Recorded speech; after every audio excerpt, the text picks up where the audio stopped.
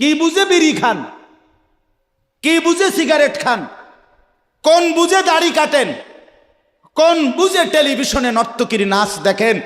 আজ 20 বছর ধরে যার ঘরে রঙিন টেলিভিশন চলে, নাচ গান সিনেমা নাটক নর্তকীর ছবি, আমনের বউ বাচ্চা বছরের পর বছর আমনের ঘরে বইয়া সোফাত বইয়া বইয়া টেলিভিশনে নাচ গান দেখে, আমনে মরতেন না? আমনের বউ বাচ্চা মরতো না?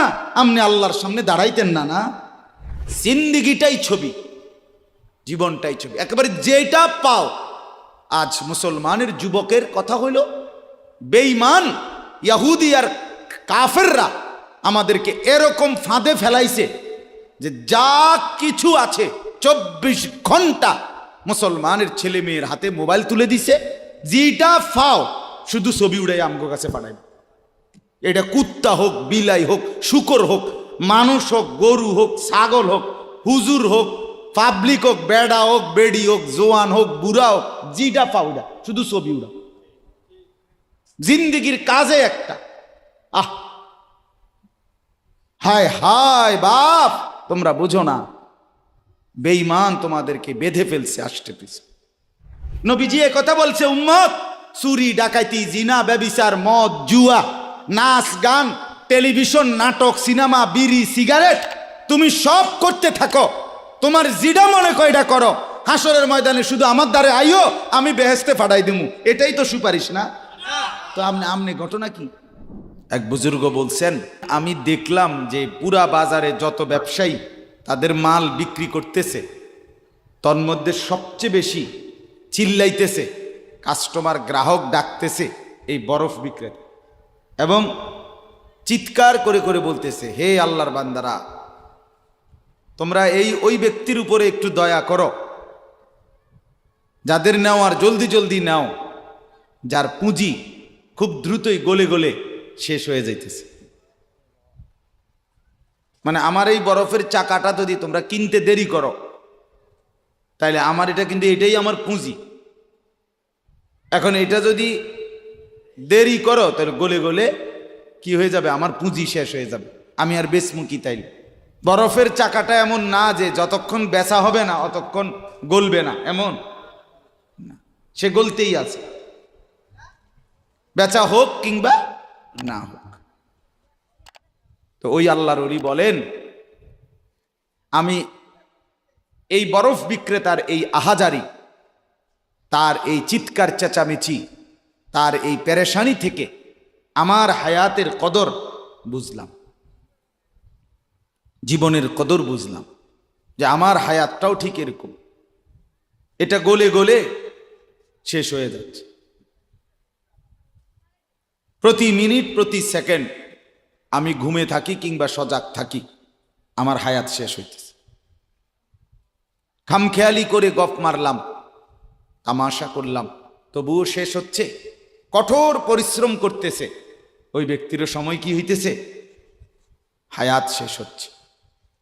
অতএব বরফ বিক্রেতার পুঁজি যেমন গলে গলে শেষ হয়, আমাদের হায়াত, আমাদের জিন্দিগি, আমাদেরকে একটি নির্দিষ্ট সময় আল্লাহ তাআলা বেঁধে দিয়েছেন, আল্লাহই জানেন সেটা কতক্ষণ, কিন্তু আমরা এটা বিশ্বাস করি নির্দিষ্ট। অতএব এই নির্দিষ্ট সময়টুকু আমরা যদি গুরুত্ব দেই কিংবা অবহেলা করি, সমানভাবে চলে। আমি ঘুমাইলাম 10টা বাজে, জেগে দেখি 12টা বাজে, তার মানে কি, আমার এই ঘুমের মধ্যে রাইখাই আমার হায়াতের 2 ঘন্টা আমার উপর দিয়া চলে গেছে, গেছে কি না বল? এমন আপনি চা দোকানে বসছিলেন 4টা বাজে, এখন দেখেন 6টা বাজে, আহা, আপনার এই চা দোকানের এই গল্প গুজবের মধ্যে রাইখাই আপনার হায়াতের 2 ঘন্টা আপনার থেকে চলে গেছে। এবং এটাই সত্য যে এটা আর কোনোদিন ফিরবে না, আর কোনোদিন না। বিশ্ববিখ্যাত মুফাসসির হযরত মুজাহিদ ইবনে জবর রাহমাতুল্লাহ আলাইহি, যিনি হযরত আব্দুল্লাহ ইবনে আব্বাস রাদিয়াল্লাহু তাআলা আনহুমার ছাত্র ছিলেন, তাবিঈ, যারা সাহাবীকে দেখছেন, তো তিনি বলেন, প্রত্যেকটা দিন যখন ভোর হয়, সকাল হয়, তো পৃথিবীবাসীকে ডাক দিয়ে বলে, হে জগৎবাসী, আল্লাহর কসম, আমি একটা দিন কেয়ামতের পূর্বে শুধু এই আজকের জন্যই এসেছি, আমি আর কোনো দিন আসবো না ফিরে। তুমি আমারে নষ্ট করো না, বরবাদ করো না, আমারে কদর করো। আজকের এই 13ই অক্টোবর, আগামী শুক্রবারে আবার ফিরবে না। শুক্রবার একটা আসবে, কিন্তু সেটা 13ই অক্টোবর হবে না, সেটা হয়ে যাবে 20 অক্টোবর। ঠিক না বলে? এই ঘন্টা, এই মিনিট, এই সেকেন্ড, এই সময় আর আসবে। অতএব আমার প্রথম কথা, লম্বা সময় বয়ান করার সুযোগ নাই, আপনাদের কাছে আমার প্রথম কথা, আমার বাপ, যে যত দিকে ব্যস্ত থাকেন, জিন্দিগির কদর করেন। আপনার হায়াত আপনার কাছে আমানত। কোরআনুল কারীমের মধ্যে আল্লাহ তাআলা বলেন, ওয়াউরিদু আলা রাব্বিকা সাফফা। এই সূরা কাহাফের মধ্যে, আমি যে এই সূরা থেকে পড়ছি, আল্লাহ বলেন তোমাদের প্রত্যেককে হাসরের ময়দানে লাইন ধরিয়ে একজন একজন করে আমি আল্লাহর সামনে এনে দাঁড় করানো হবে। একজন একজন আমি আল্লাহর মুখোমুখি পেশ করা হবে। লাকাদ জিতুমুনা কামা খালাকনাকুম আউয়ালা মাররা। আল্লাহ তাআলা তখন বলবে, বান্দা কি হলো, মনে কি পড়ে?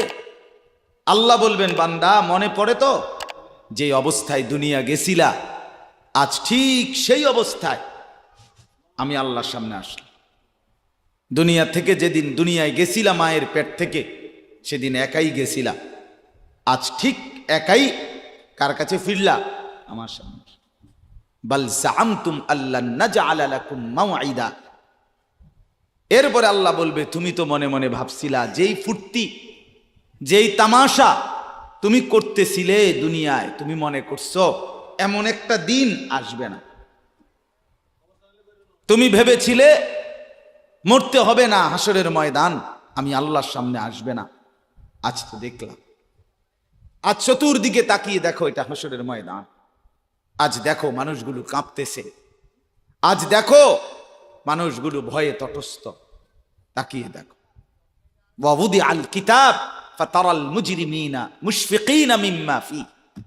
আল্লাহ বলেন প্রত্যেককে আমি আল্লাহর সামনে এনে তার আমলনামা তার সামনে রাখা হবে, আর আল্লাহ বলবে পড়ো, দেখো। প্রত্যেক নাফরমান পাপী নিজের জিন্দিগির গুনাহ আর নাফরমানি দেখে আল্লাহ বলেন কাঁপতে থাকবে। মুশফিকিন কাঁপবে। ওয়ায়াকুলুনা ইয়া ওয়াইলাতানা, আর বলবে হায় আমার কপাল মন্দ, মা লিহাযাল কিতাব। আল্লাহ এটা কাকে দিয়ে লেখাইলেন, এমন কেমন কিতাব, লা ইউগাদিরু সগীরাতান ওয়ালা কাবীরাতান ইল্লা আহসাহা। হায় আল্লাহ, আমার জীবনের এক সেকেন্ড, ছোট বড় একটি কর্মকাণ্ড, একটি নিঃশ্বাস এখানে হিসাবের বাহিরে নাই, সব তো এখানে লেখা। আমি পালাবো কিভাবে, আমি বাঁচবো কিভাবে, আমি মুক্তি পাবো কিভাবে? ওয়াজাদু মা আমিলু হাদিরা। আল্লাহ বলেন তোমার জিন্দেগির সব তুমি তোমার আমলনামার মধ্যেই উপস্থিত পাইবে। ওয়ালা ইয়াজলিমু রাব্বুকা আহাদা। আল্লাহ বলেন তোমাদের কারো উপরে এক বিন্দু জুলুম হবে না, জুলুম হবে না। এজন্য ছেলেদেরকেও বলি, বাপ, খোদার কসম, এই সমবয়সী বন্ধু থাকবে না। তুমি যেদিন কবরে যাইবা, এরা কেউ পাশে যাবে না। তুমি যেদিন হাসরের ময়দানে দাঁড়াইবা, সেদিন কেউ দাঁড়াবে না তোমার সাথে। তুমি যেদিন আল্লাহ তাআলার মুখোমুখি হতে হবে, সেদিন এই বন্ধু কেউ থাকবে।